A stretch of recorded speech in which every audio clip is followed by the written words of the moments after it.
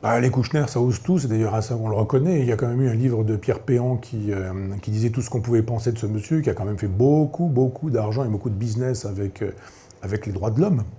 Et ça devrait suffire normalement, non pas pour envoyer quelqu'un en prison, c'est pas mon propos, mais ça devrait suffire pour calmer des gens qui devraient partir à la retraite tranquillement, et puis, mais pas du tout, pas du tout. C'est-à-dire ces gens ont des milliers de morts, milliers, peut-être millions, hein, milliers de morts sur les mains, le sang de morts sur les mains, comme ça. Bernard-Henri Lévy, c'est la même chose, jadis, Glucksmann et quelques autres, tous ces intellectuels, je ne sais pas quels sont leurs intérêts d'ailleurs, on va faire une enquête là-dessus, mais qui envoient les armées bombarder des peuples sous prétexte de droits de l'homme. J'ai toujours du mal à comprendre qu'on puisse justifier l'assassinat des gens sous prétexte de droits de l'homme. Car il y a eu plusieurs millions, ça j'ai vérifié, c'était 5 ou 6 à une époque, plusieurs millions de musulmans, comme par hasard, qui ont perdu la vie dans ces opérations humanitaires. C'est toujours au nom de l'humanité qu'on s'en va ravager des gens. C'est toujours au nom de l'humanité, je le rappelle, que Jules Ferry est allé coloniser l'Algérie. C'est toujours au nom de l'humanité que le général Bugeaud enfumait les Algériens parce que c'était pour les civiliser. Donc là, pour le coup, on a trouvé autre chose. On ne va pas les civiliser, mais on va les soigner. Mais on ne soigne pas du tout des gens quand on envoie des bombes sur la tête des gens. Je trouve ça sidérant, cette façon de défendre le droit d'ingérence, quand c'est le droit de se mettre, de s'occuper des affaires des autres. Mais moi, au nom du droit d'ingérence, je pourrais rentrer dans la maison de Kouchner en disant « Mais non, non, non, c'est pas bien ce que vous faites chez vous, et il faut faire comme ça, et puis je vais rentrer casqué, armé et botté, et je vais vous expliquer, vous vous levez trop tard, vous mangez trop de choses, vous vous comportez mal, vous allez... » Il me dit « Attendez, je suis chez moi, qu'est-ce que vous venez faire chez moi ?» Je lui dirais « Oui, effectivement, vous avez raison, c'est le principe de la souveraineté, chacun chez soi. » Et cette façon de dire « Ah, mais il faut absolument civiliser l'Afghanistan, il faut absolument que les petites filles puissent changer de sexe, qu'on puisse être homosexuel militant, etc. » Je veux bien, mais demandons aux talibans, demandons aux Afghans ce qu'ils en pensent.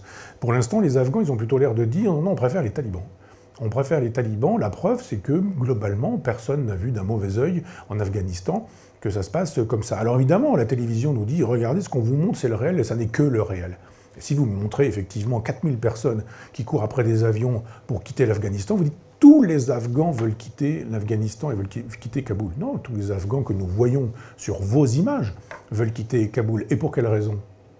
Et pour quelle raison? Parce que pendant 20 ans, ils ont probablement été du côté des Américains et que, de fait, il vaut mieux qu'ils ne restent pas trop longtemps dans ce pays où on se souvient qu'ils ont été les alliés des Américains.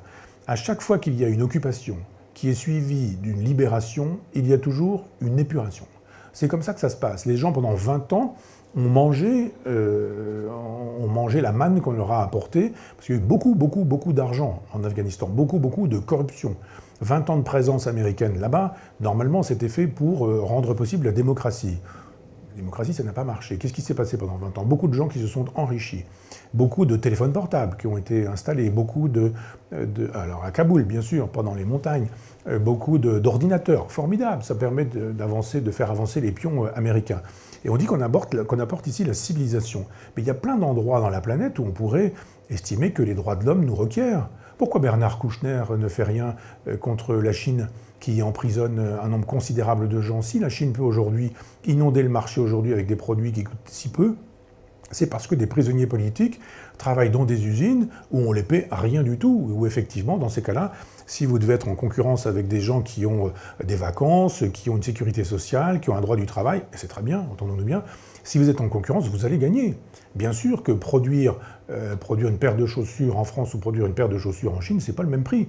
Moyennant quoi, vous avez la possibilité, parce que vous avez un régime tyrannique, dictatorial, c'est-à-dire qui s'oppose absolument aux droits de l'homme, eh bien ce régime tyrannique et dictatorial, il existe en Chine, comme par hasard, on n'intervient pas en Chine.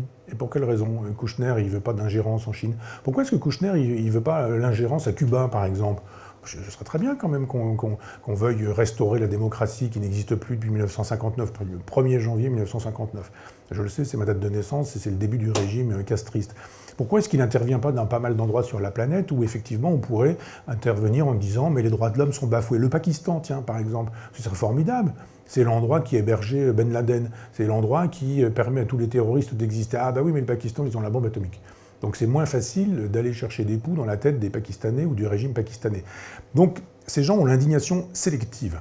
Ils ont été capables de détruire l'Irak et de pendre Saddam Hussein. Ils ont été capables de détruire la Libye et de détruire Kadhafi. C'est-à-dire qu'ils ont été capables de détruire tous les équilibres qui existaient dans la région avec des musulmans laïcs. Car c'était possible à l'époque d'être musulman et laïque. Je rappelle que c'était aussi le cas avec Nasser. C'est-à-dire avec Nasser, avec l'Irak, avec la Libye, nous avions la possibilité d'avoir une espèce d'islam occidentalisé. C'est-à-dire qu'on pouvait être une femme, aller à l'université, ne pas porter de voile, conduire une voiture, faire de la politique, être journaliste, ça ne posait aucun problème. Bien sûr, c'était pas forcément la plus grande des libertés, l'Irak. Mais c'est quoi aujourd'hui l'Irak ? C'est-à-dire aujourd'hui, il n'y a plus de sécurité. N'importe qui peut se faire massacrer dans la rue. Donc il y a eu un moment donné où on a fait sauter effectivement des régimes laïques avec lesquels l'Occident pouvait s'entendre, et on a aujourd'hui des théocraties avec lesquelles on ne peut pas s'entendre. Donc tous ces gens ont du sang sur les mains, ils ont détruit des musulmans partout sur la planète, prétendument au nom des droits de l'homme, et ils continuent.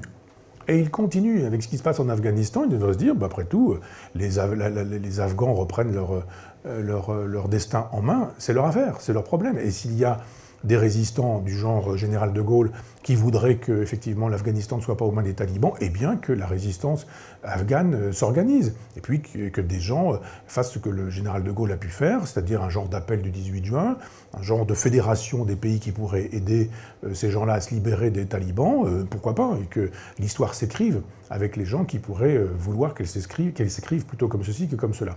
Cette façon à Saint-Germain-des-Prés de donner des leçons à la planète entière, en choisissant les pays qu'on va ravager, en disant « envoyez-moi des bombes là-dessus, détruisez-moi tout ça », je trouve ça sidérant. Je trouve ça sidérant qu'on puisse exister, s'exposer, raconter ça en disant « massacrez-moi tout ce monde-là, c'est des musulmans, installons-nous sur place, donnons-leur nos modes de vie ». C'est formidable, les modes de vie là, de Kouchner. Si je me souviens bien, il y a quand même eu des histoires avec la fille de Kouchner récemment, avec Duhamel et quelques autres. Ce sont ces gens-là qui donnent des leçons et qui voudraient que notre civilisation, c'est-à-dire la leur, celle qu'ils ont superbement incarnée, à Sanary et un peu partout ailleurs, avec des incestes, avec des choses comme celle-ci qui étaient tolérées, entretenues et gardées sous silence dans la famille, ces gens-là voudraient exporter leurs valeurs. C'est Bernard Kouchner qui nous parle d'exporter des valeurs et qui estime que c'est l'humanisme occidental qui est en péril si nous n'allons pas faire la loi là-bas. Mais qui est-il, ce Bernard Kouchner, pour nous parler d'humanisme occidental en nous disant qu'il incarne lui-même, ses valeurs incarnent l'humanisme occidental? Je ne suis pas bien sûr qu'il est bien fait de prendre la parole et de s'exposer après ce qui s'est passé avec ses enfants. Je pense que le mieux, ce serait qu'ils partent effectivement tranquillement à la retraite et que, comme Olivier Duhamel, on n'en entende plus parler.